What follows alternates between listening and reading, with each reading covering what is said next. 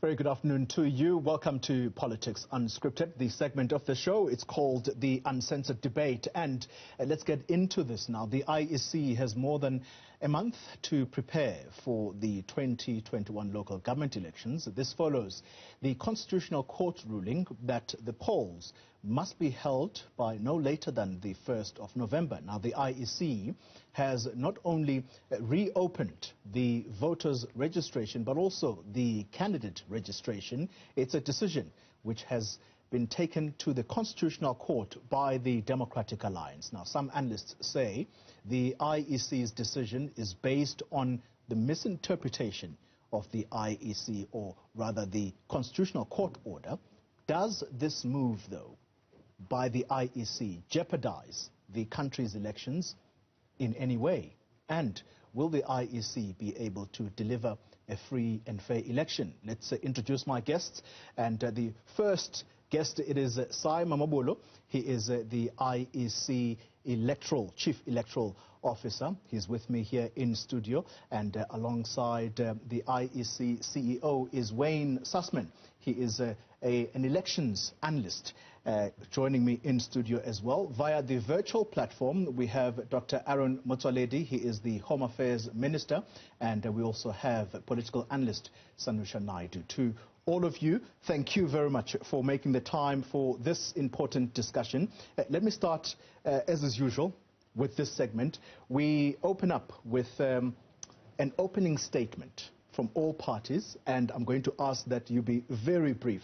And it's simply a very simple question, Mr. Mamabolo, and it's got to do with whether or not the IEC can deliver a free and fair election given the current climate we're in. Well, an election that meets the constitutional standard is possible if all role players bring to bear their cooperation, and if all participants respect the provisions of the electoral law.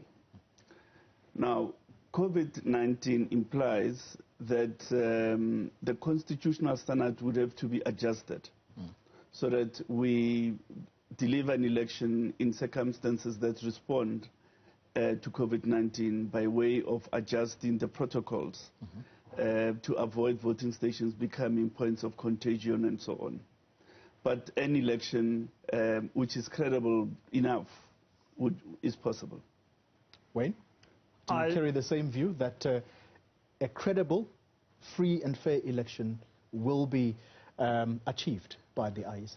I definitely have faith in the person on my left that the IEC can deliver both a free, a fair and a safe elections, because elections also depend on political parties, it depends on volunteers, it depends on the IEC staff, and I'm sure that South Africans will realize that voting in the election is less risky from a COVID perspective than going to a Home Affairs queue, with respect to the good minister who's here, and with respect to a post office queue, or with respect to a banking queue. So I think South Africans should have faith in the IEC that they can deliver free and fair and safe elections, and hopefully they'll show up on election day. Sanusha Naidu, on the virtual platform, let's start with you. Do you believe the same, that the IEC is capable of delivering a free and fair election? Good afternoon, Koli, and to my fellow panelists. Yeah, I do. I think the track record of the IEC up until now has been that it has shown to hold a free and fair election. It has been very good in the technical processes. And remember, we are in unusual circumstances. So obviously, the IEC is adapting to these unusual circumstances. And obviously, it is just one institution where you have the mandate around this question of making sure that the election process is free, fair, safe, as Wayne said. But also, I think, how do other actors in the process also commit to that free and fair definition and carry out and execute the free and fair mandate that they also have in this whole process. So I think at the end of the day, in terms of what the electorate looks at, they will definitely have to think about it in the context of, do they perceive it to be free and fair? But bearing in mind that these are unusual times, we've never been in this context of an election being conducted in these circumstances and structural conditions, and therefore I think at the end of the day, when we come to the 2nd of November and whether or not the IEC is going to have an exit poll on this, it'll be interesting to hear the CEO's comments here, how people actually experienced the whole process. All right. Minister, you also get to have a chance at your say whether or not the IEC can deliver a free and fair election. There's absolutely no reason for IEC not to deliver a fair election. They've always stepped to the plate, even at the most difficult of times. Nobody has ever complained of the IEC since their formation, and there is absolutely no reason now to suspect that they will perform otherwise. So I've got full confidence in them that come the 1st of November, there will be free, fair, and credible elections. Thank you. All right. So those were the opening remarks. I want to go straight into the nub of the issue. Gentlemen, starting with you in studio here. Mr. Mamabolo, the reopening of the candidate registration, it has been a contentious issue, and the DA, as we now know, has gone straight to the Concord to challenge you on this. The claim, basically, is that you have misinterpreted the court order that was issued by the Constitutional Court. How do you respond? No, we don't agree. We believe that the order of the court is open, of course, to multiple interpretations. And we believe that having received advice on the order, on its interpretation, we have taken probably a correct decision. Will a court arrive at a different decision? It is possible that a court may arrive at a different decision. But let's not forget that in an open and democratic society such as ours, where people hold different views, you have the judiciary to adjudicate on those disputes. And there's nothing wrong, really, with the DA vindicating their rights, so to speak, or vindicating their interpretation of the order. There's certainly nothing wrong. It should be allowed, and it's a correct step that they have taken. Let the court clarify all of us as to what it meant by that order. Having said so, I think it's important that we clarify the basis upon which the decision was made. And in doing so, it's also important to indicate to South Africa that following the closure of nominations on the evening of the 23rd of August, the ANC wrote a letter to the Commission asking the Commission to reopen the system. The Commission declined because that would have amounted to an ad hoc opening of the nomination process. In other words, an ad hoc amending of the election timetable to look after the interests of a single party.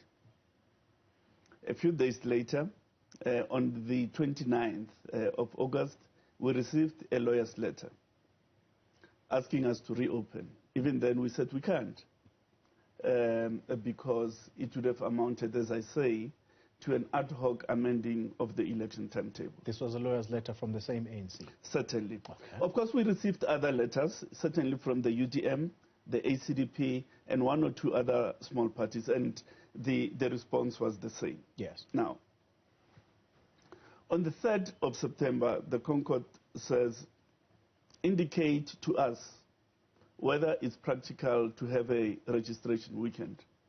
And if, in fact, it is practical, then you are ordered to have one. So you have a registration weekend induced by the order of the court. But that has consequences. That has consequences. One of the consequences is that persons who may not have been eligible when the elections were proclaimed on the 3rd of August now are eligible to participate. Now, Section 158 of the Constitution says a person who is entitled to vote for a municipal council is also entitled to stand for office. Now, furthermore, the order of the Concord did not amend the law. Section 11.2 of the Municipal Structures Act gives authority to the Commission to amend the election timetable if it's of the view that such amendment is necessary to realize a free and fair election. So we really do not understand why an interpretation is given that says, no, you are hamstrung by the order. Because the order can't change. The order can change the law. The constitutionality of the law was not an issue before the Concord. Okay. It was not an issue. All right. So you can't proscribe the statutory power of the Commission by interpreting that court order. All right. Mr. Mamabolo, you've said a mouthful, and I'm going to give Wayne the first right of reply. But before we do that, let's take a short break. We return with this discussion. Watching Politics Unscripted, we're discussing whether or not the IEC can hold a free and fair election that's also credible. You've heard from Simon Mamabolo. He is the Chief Electoral Officer of the IEC, stating their case about this election and why, in the first place, they thought it would not be possible to hold an election. Wanye Sussman, this is where you come in. You've heard the explanation. In the main here, what do you think were the main or were the key considerations for why the IEC doubted in the first place that an election could be mounted under COVID-19 circumstances? Because this is why they then had to go and seek that the then Deputy Chief Justice Dikgang Moseneke hold an inquiry to investigate this. Yeah, the Deputy Chief Justice issued his findings in the report in the eye of the storm, in the eye of the third wave. And I'm not saying that his judgment was clouded, but I think that made a big impact when he was finalizing the report with regards to whether we could hold a free and a fair and a safe elections. However, we've seen across the world, and certainly across Africa, Zambia being the most recent example of countries who've been able to have free, fair and safe elections.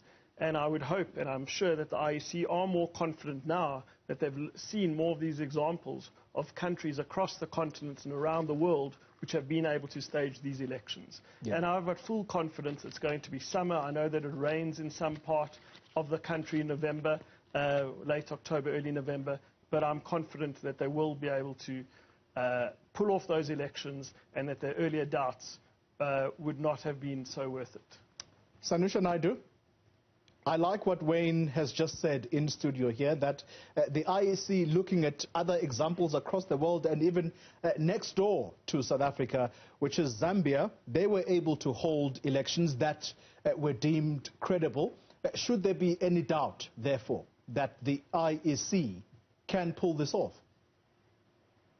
I would not think there should be any doubt there. I think the idea here is to measure what the situation is, how circumstances shift under the pandemic, and to build on what the point that Wayne made with regard to the report itself. I think the real issue at hand is how do you deal with unforeseen circumstances and unpredictable structural conditions? And as we move between this pandemic and various strains that are coming up and so forth, and how do you deal with that in terms of your structural conditions on the ground?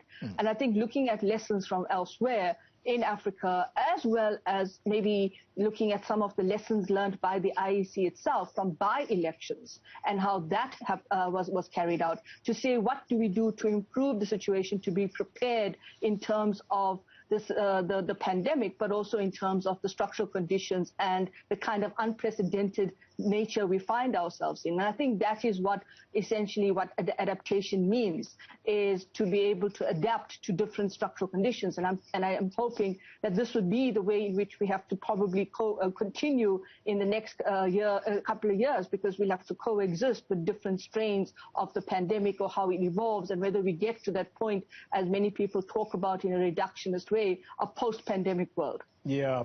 Minister of Home Affairs, Dr. Aaron Motsoaledi, you are an important enabler here, because yours stands between lots of people participating here, but of course those people need to have valid ID documents.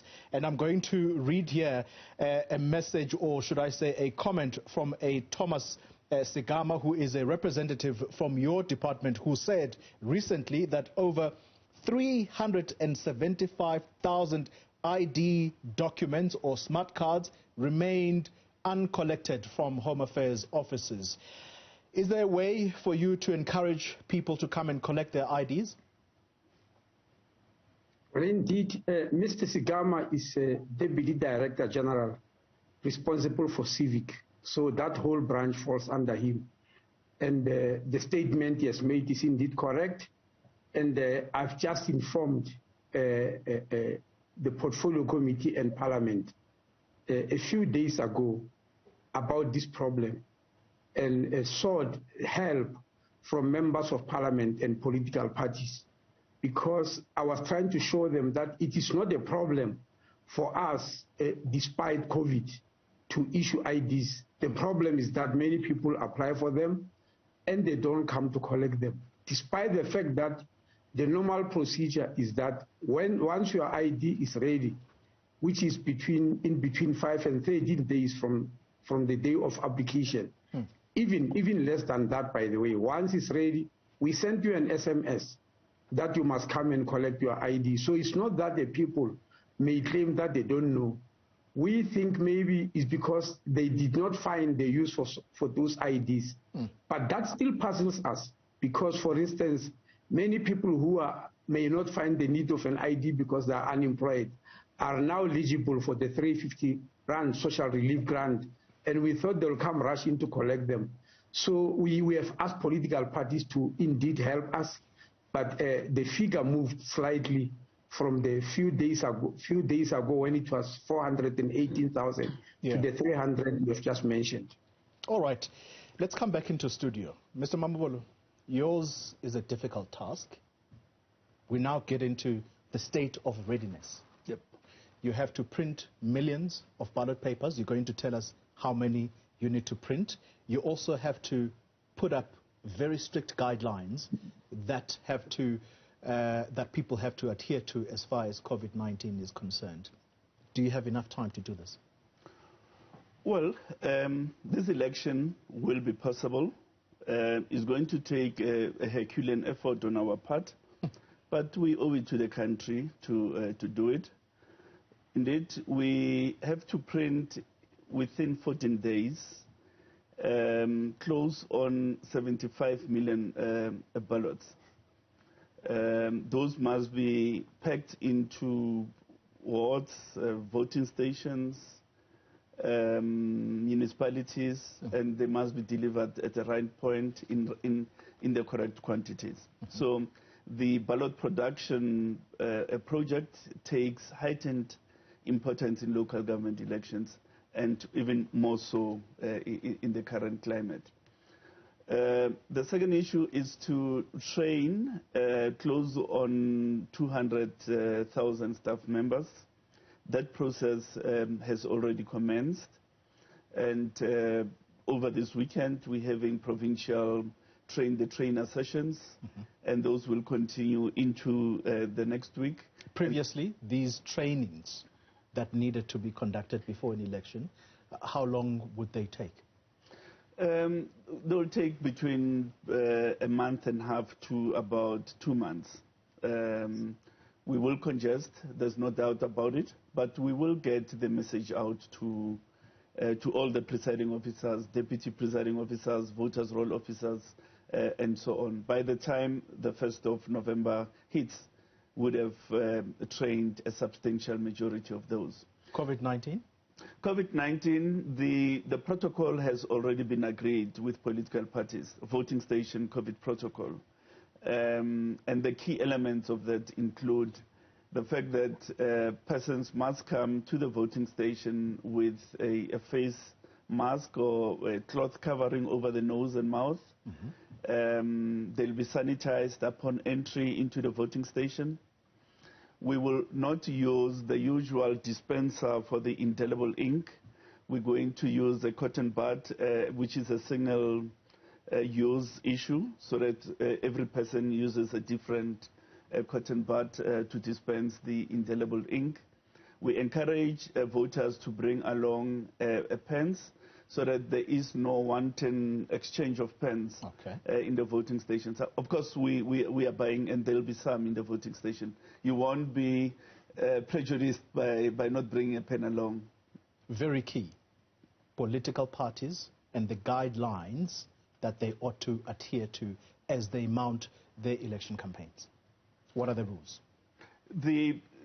Our election code of conduct, electoral code of conduct, really deals with elements related to campaigning, and the disaster management regulations will deal with other aspects about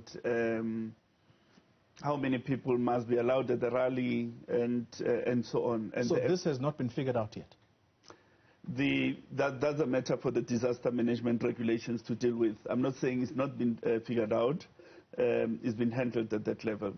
What the elections, the code of conduct deals with are matters related to the nature and the tone, really, of the campaign.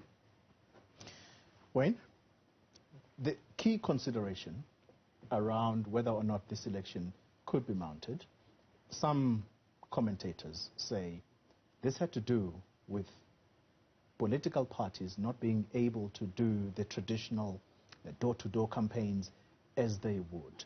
Do you think that they have a point? Again, around the world, we've seen political parties have to deal with this challenge of being around in a pandemic. In the American elections, we saw the highest ever voter turnout, voter participation. I'm not talking about percentage, I'm talking about real numbers. Mm-hmm. So despite their inability to hold campaign rallies in normal styles, in normal ways and means, Americans turned out to vote. We saw very impressive turnout with Zambia as well. So look, I know that the EFF brand is built on large rallies, seeing the sea of red. But they also, let's give them some additional credit. They're the masters of social media as well. So I think political parties will have to use new ways and means which they're already accustomed to get their message across and convince people to go to the polls on election day. The one challenge is going to be that the fact that we're having the elections on a Monday, and I think that's going to be a major challenge for political parties and the IEC as well. When we return, Sanusha Naidu and Dr. Aaron Motsoaledi, the Minister of Home Affairs, they get to weigh in, and in particular, whether or not social media or the digital space has enough reach in this country to reach those far-flung areas. We continue the discussion in a moment. Watching Politics Unscripted, we're discussing whether or not the IEC is capable of pulling off an election that's credible, free, and fair. Let's come to you, Sanusha. Political strategy means that some parties, or should we say all of the political parties, have got to find new ways of campaigning. You heard Wanye Sussman here talking about social media and its reach, but we also have a huge population that sits in rural areas in our country. Would political parties be able to reach those masses if they are unable to do door-to-door campaigns, but reach them via digital platforms? Indeed, Kweli, I think the challenge for many political parties in this kind of context is how do they innovate on their electoral campaigning. It's no longer the vertical approach or the traditional approach of doing the same old kind of electoral campaigning, going out and filling up big stadia, busing in people, providing T-shirts, food parcels, making sure that you do door-to-door campaigning.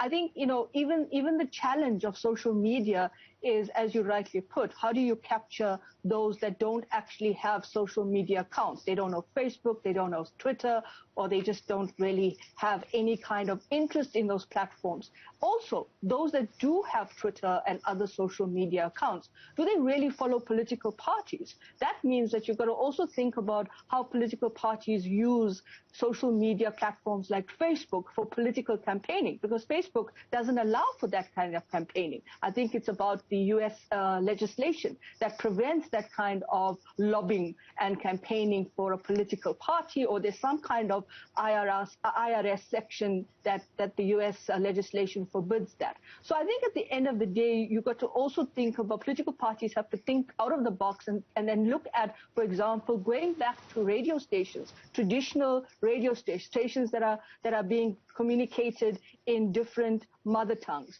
people that listen to the radio as a medium of information. Look at your newspapers, not your mainstream newspapers like your Business Day or your City Press or whatever, but look at those community-based newspapers, how they actually have a reach into communities that may not be on social media. So I think this election is a learning curve, and what lessons you're going to incubate in innovating, not just for the IEC and how the IEC adapts, but also for how political parties need to adapt. Yeah. Minister Motsoaledi, that actually brings me to another important point in this discussion, and that has to do with electoral reforms, specifically e-voting. Is that something that's ever been considered by government, I suppose working alongside the IEC, to introducing e-voting or electronic voting, simply put? I think you muted, Minister. Oh, excuse me. Thank you very much. I was saying it's a decision which South Africans will have to take. But when the Electoral Laws Amendment Act was being debated last year, it was clear that even among political parties, there's still deep mistrust on e-voting, because they don't think we are at that level yet in South Africa. But it is definitely something to consider. And if South Africans are interested, our job in Home Affairs is to put together a bill, send it to Parliament and pass it. But I saw that there was a lot of jitteriness when some people thought IEC is actually considering something like that. And it's not a decision for the IEC, by the way. It's a decision by all political parties when they feel the country is ready for that.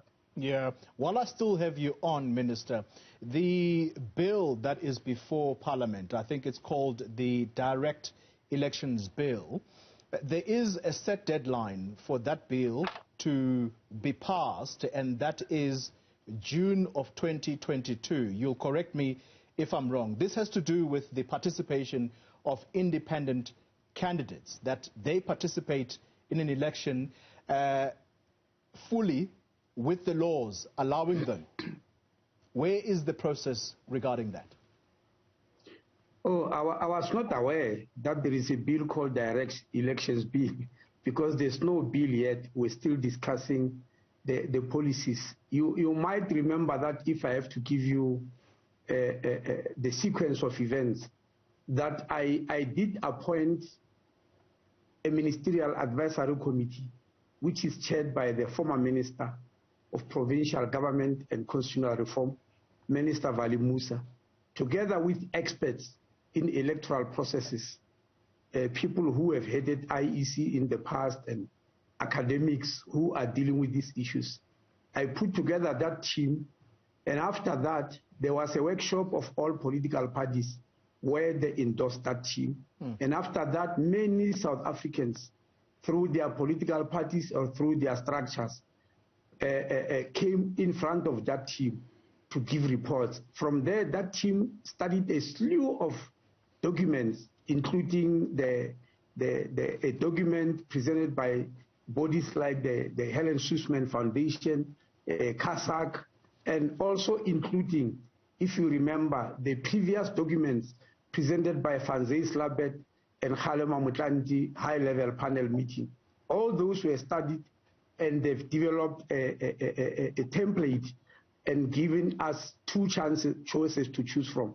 Now, what is left is for me, and I'm very working around the clock to take those choices to cabinet once they finalize them, and I'll take it out to Parliament. So it's just within a matter of few weeks that it will come out. Thank you very much for that explanation, Minister. Let's come back to studio. Mr. Mamabolo, the issue of voter apathy, that is one challenge that you continue to talk about whenever the election cycle comes around. Is that even more heightened right now, given that we are dealing with COVID-19 as well? Well, the reality is that in local government elections, we were on an upward trajectory in terms of voter turnout.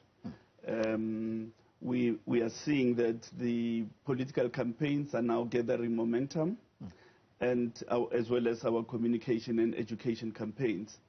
So we think that cumulatively that should give us a fighting chance to at least maintain the upward trajectory of participation in local government election, despite the COVID pandemic. We think it's doable. We think it would be safe.